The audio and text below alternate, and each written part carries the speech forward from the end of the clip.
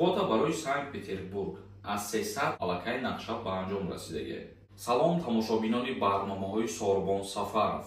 Як информатсияи нав оиди кам шидани квотаҳо ба маълумоти шумо мерасонем, бо диққат тамошо кунем. Чӣ хеле ки медонем барои пур кардани анкетаи грин-карта вақт кам мондагӣ, касое ки мехоҳед ба Америка сафар бикунед ва кору фаъолияти зиндагонӣ бикунед, грин-картаҳои худтонро пур кунед.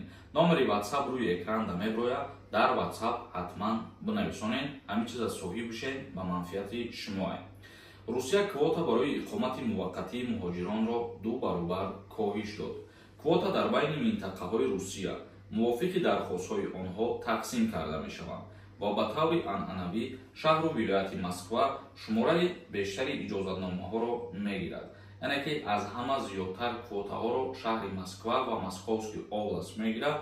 Назар ба соли гузашта якбора 2 баробари дигар бигем ки ҳамира камтар намуданд. Квота барои Санкт-Петербург аз 300 ба 200 адад расид дар соли меомад. Дар 5 соли охир ҳаҷми квотаҳо сол аз сол кам шуда истодааст. Ҳамин тариқ дар соли гузашта ҳукумати Русия 13 000, дар соли 2022 19 000, дар соли 2021 39 000 квота тақсим карда буд ва дар соли 2025 бошад ҳамагӣ 5500 иҷозатномаи муваққатӣ ҷудо карда шудааст. Яъне ки бигем аз 3 сол 4 сол пештара дар назар бигирем, тақрибан 6-7 баробар аллакай кам шудааст ва сол то сол квотаҳо барои шаҳрвандои ҷумҳурии Тоҷикистон, умуман барои шаҳрвандои хориҷӣ мумкин кам шидан бигирад. Ибади як маълумоте ки оиди кам шидани квота дар соли 2025 барои шаҳрвандони ҷумҳурии Тоҷикистон хостем ба маълумоти шумо расонем. Акнун комментарияҳоро мехонем ва ба саволҳо ҷавоб мегардонем. Бо диққат бошед. Нафарҳое ки бихоҳем бо нархи арзон ба границаи Қазоқистон сафар кунем, рақамҳое ки рӯи экран меброяд зангшон бизанед. Одамҳои боваринок, ширкати боваринок шуморо бо нархи арзон мегира мебарад. Як нафар нависонда: овозот пас омада якай Сорбон. Ба фикрам ки намешавад дигар дод зада дар барномаҳо гап бизанем бародари азиз. Як нафари дигар нависонда: салом якай Сорбон. Аблава кай полни буд мешавад ҷавоб медиҳем. даъваткунӣ ба хизмати ҳарбӣ қариб ки мо ҳар рӯз дар ҳамин бора гап мезанем ва хубаш савол нашава беҳтар мешавад, чунки такрори саволҳо баъзе нафарона намехӯрад.